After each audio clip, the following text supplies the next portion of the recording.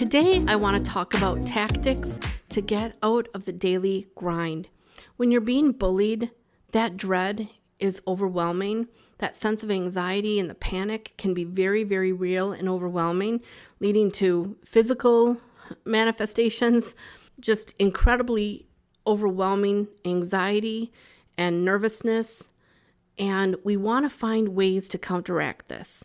One of the things that I talk about is flooding the zone.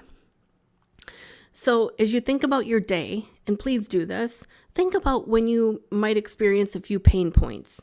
What are those pain points?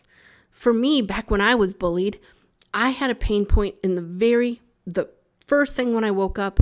You know, when you blink a couple times and you realize you're awake, it took maybe about 30 seconds before I realized that dread, that overwhelming anxiety, it would flood over me. It would just overwhelm me.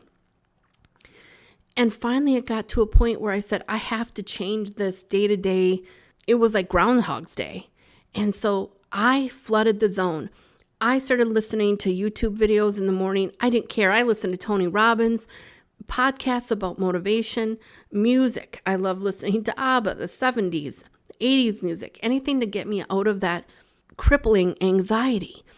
And I also found that I just wasn't moving all day long. I was sitting in one spot, just absolutely working at a fevered pace from the second I started my day until the second I ended it, which I was working sometimes 14-hour days. It was crazy. That's not normal behavior. That's not healthy. That isn't reasonable.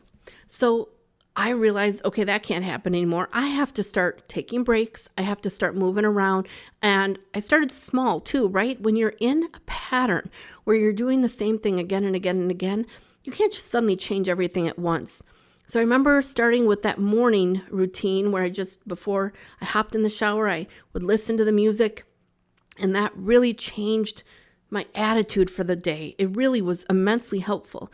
And then eventually I moved on to moving a little bit more, taking my breaks and drinking more water and being healthier. So think about your day. I have more ideas. I'm going to continue to talk about flooding the zone, but think about your day and what can you do? How can you flood your zone, your day, with a little bit of goodness to counteract the negativity of the abuse? Let me know in the comments. Stay safe out there.